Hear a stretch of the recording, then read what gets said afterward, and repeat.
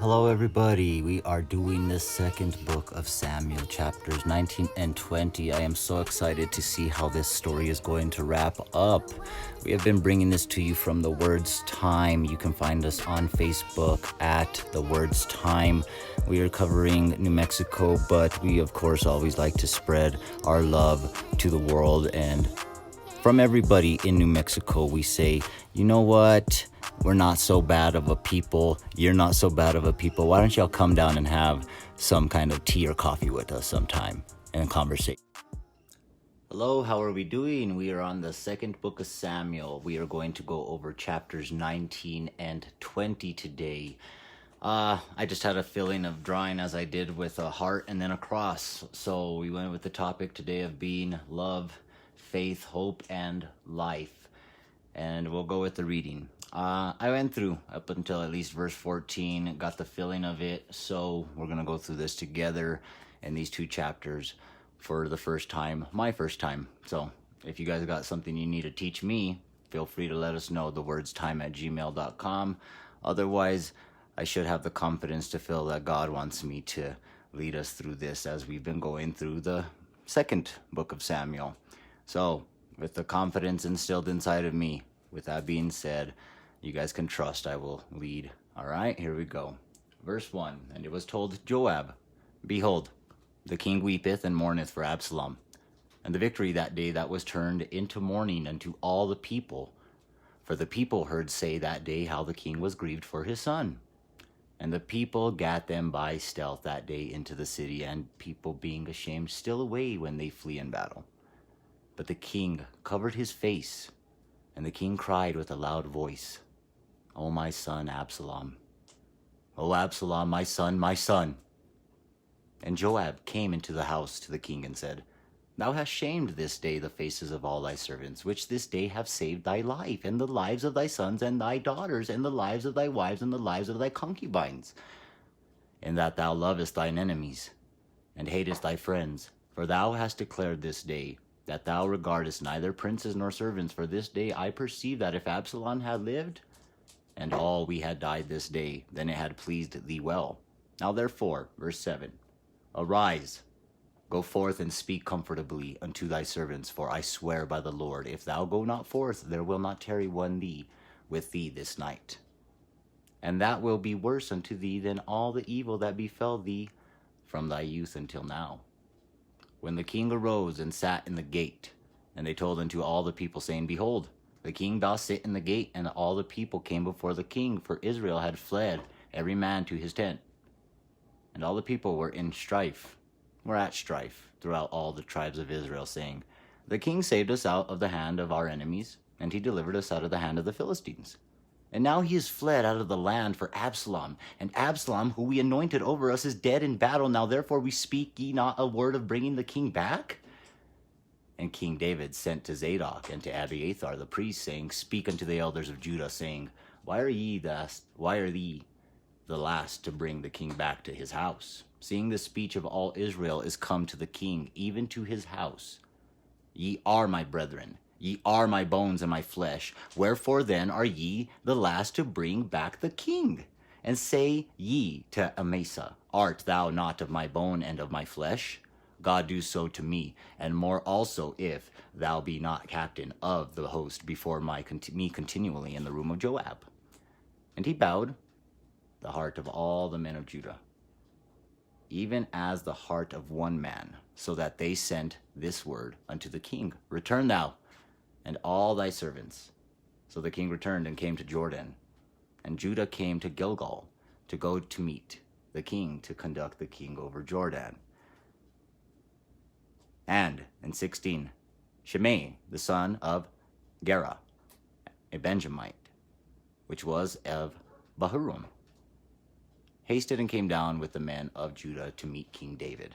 And there were 1,000 men of Benjamin with him, and Ziba, the servant of the house of Saul, and his 15 sons and his 20 servants with him. And they went over Jordan before the king. And there went over a ferry boat to carry over the king's household, and to do what he thought good. And Shimei, the son of Gera, fell down before the king as he was come over Jordan. And he said unto the king, Let not my Lord impute iniquity unto me, neither dost thou remember that which thy servant did perversely that day that to the Lord my king went out of Jerusalem, that the king should take it to his heart. For thy servant doth know that I have sinned. Therefore, behold, I am come the first this day of all the house of Joseph to go down to meet my lord the king. But Abishai the son of Zeruiah answered and said, Shall not Shimei be put to death for this, because he cursed the Lord's anointed? And David said, What have I to do with you, the ye sons of Zeruiah, that ye should this day be adversaries unto me? Shall there any man be put to death this day in Israel? For do not I know that I am this day the king over Israel? Therefore the king said unto Shimei, Thou shalt not die. And the king sware unto him. And Mephibosheth, the son of Saul, came down to meet the king, and had neither dressed his feet, nor trimmed his beard, nor washed his clothes, from the day the king departed until the day he came again in peace. And in 25 it came to pass, when he was come to Jerusalem to meet the king, that the king said unto him, Wherefore wentest not thou with me, Mephibosheth?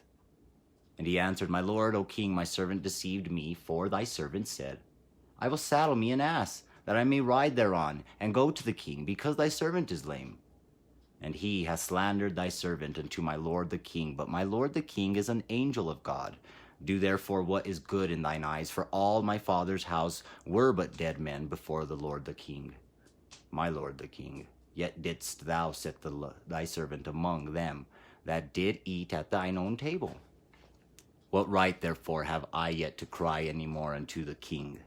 And the king said unto him, Why speakest thou any more of thy matters? I have said, Thou and Ziba divide the land. And Mephibosheth said unto the king, Yea, let him take all, for as much as my lord the king is come again in peace unto his own house. And in 31, Barzillai,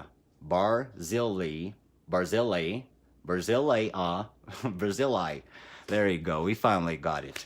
The Gileadite came down from Rogelim, and went over Jordan with the king to conduct him over Jordan. Now Barzillai was a very aged man, even 80 years old. We're going to call him Barzil. I'm going to call him Barzillai. Why couldn't I just do that the first time? You caught me slipping, everybody. All right, verse 32.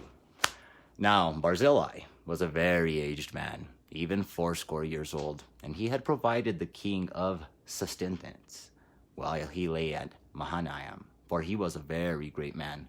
And the king said unto Barzillai, Come thou over with me, and I will feed thee with me in Jerusalem. And Barzillai said unto the king, How long have I to live, that I should go up with the king unto Jerusalem? I am this day 80 years old, and I can discern between good and evil. Can thy servant taste what I eat or what I drink? Can I hear any more the voice of singing men and singing women? Wherefore then should thy servant be yet a burden unto my lord the king? Thy servant will go a little way over Jordan with the king, and why should the king recompense it with me such a reward? Let thy servant, I pray thee, turn back again, that I may die in mine own city, and be buried by the grave of my father and of my mother. But behold thy servant Chimham, let him go over with my lord the king, and do to him what shall seem good unto thee. And the king answered in verse 38, Chimham shall go over with me, and I will do to him that which shall seem good unto thee. And whatsoever thou shalt require of me, that will I do for thee. And all the people went over Jordan.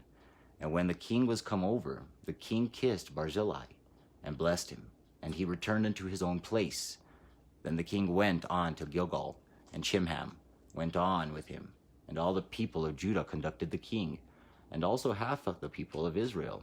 And behold, all the men of Israel came to the king and said unto the king, Why have our brethren, the men of Judah, stolen thee away, and have brought the king and his household and all David's men with him over Jordan?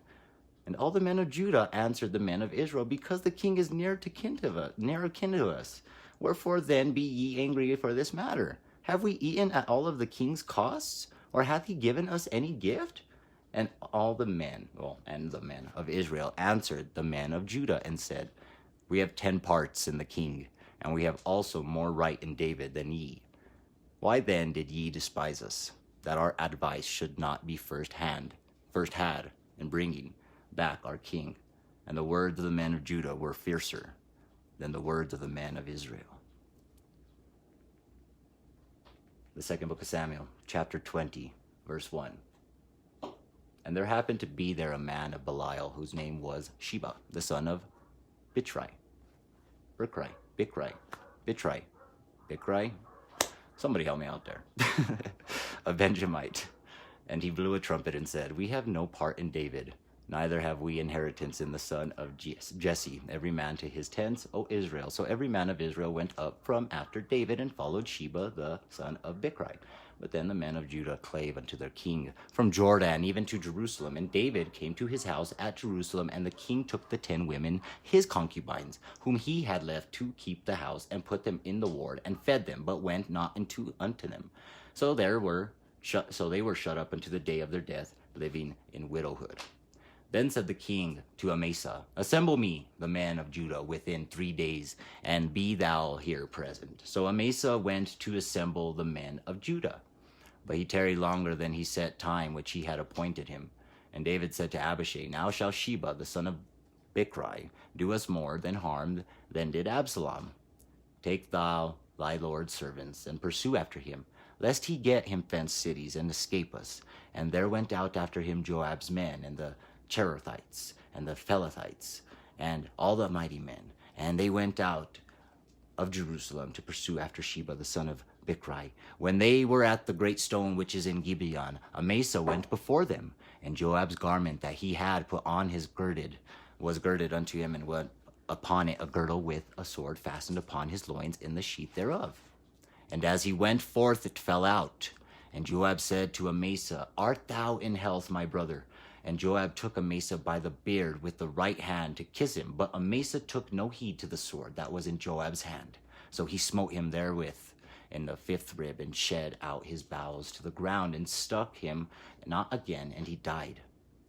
So Joab and Abishai his brother pursued after Sheba the son of Bichri. And one of Joab's men stood by him and said, he that favoreth Joab, and he that is for David, let him go after Joab. And Amasa wallowed in blood in the midst of the highway.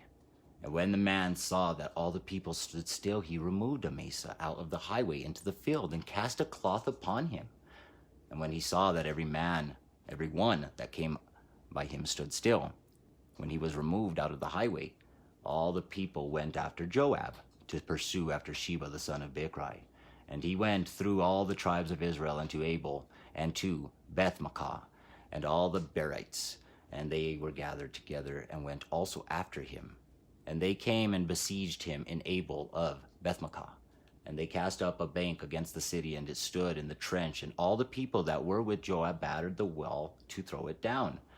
Then cried a wise woman in verse 16 out of the city, Hear, say, I pray you, unto Joab, come near hither, that I may speak with thee. And when he was come near unto her, the woman said, Art thou Joab? And he answered, I am he. Then she said unto him, Hear the words of thine handmaid. And he answered, I do hear. Then she spake, saying, They were wont to speak in old times, saying, They shall surely ask counsel at Abel. And so they ended the matter. I am one of them that are peaceable and faithful in Israel. Thou seekest to destroy a city and a mother in Israel. Why wilt thou swallow up inheritance of the Lord? And Joab answered and said, Far be it from me that I should swallow up or destroy. The matter is not so, but a man of Mount Ephraim, Sheba the son of Bichri by name, hath lifted up his hand against the king, even against David. Deliver him only, and I will depart from this city. And the woman said unto Joab, Behold, his head shall be thrown to thee over the wall. Then the woman went unto all the people in her wisdom, and they cut off the head of Sheba, the son of Bichri, and cast it out to Joab. And he blew a trumpet, and they retired from the city, every man to his tent. And Joab returned to Jerusalem unto the king. Now Joab was all over the host of Israel, and Benaiah, the son of Jehoiada, was over the Cherethites, and over the Pelethites, and Adoram was over the tribute, and Jehoshaphat, the son of Ahilud, was recorder, and Sheva was scribe, and Zadok and Abiathar were the priests, and Ira also the Jerite, was a chief ruler about David. All right, we just dealt with pretty much a big old dramatic event going on there. We need to recap this, and we will. We got through our live of 19 and 20 to catch us up, folks. Quick read through, and of course, I don't see breaking it down, especially nowadays. We're going through the gospel. I like this for story time. I know this definitely hits. I have nothing against saying, God, why did you wake me up and want me to do 19 and 20 today? And draw a heart, draw a cross. I completely go with his doings, and it always works out. Tomorrow it's going to hit us and be like, oh, wow, that's what happened. And it might not. It might hit us in 2 years. So I didn't really think about breaking down these lines. I couldn't. But I felt like today, as a read through, I want to get stronger as an individual and doing narratives in this, because it's beautiful. It's a beautiful story. And as I'm getting and invested in the first book of Samuel and the second book of Samuel, to maybe start doing some episodic filming here, some independent films. Hey, whoever wants to join. But with that being said, I've been reading it deeply into a story mode. So that's why I'm kind of going to narratives and changing up my dialects and tones, and some words threw me off, and I wanted to see how I could read this with you guys with never reading it before, like I said. So excuse me, I had some slip ups. All right, I'm not a professional at this.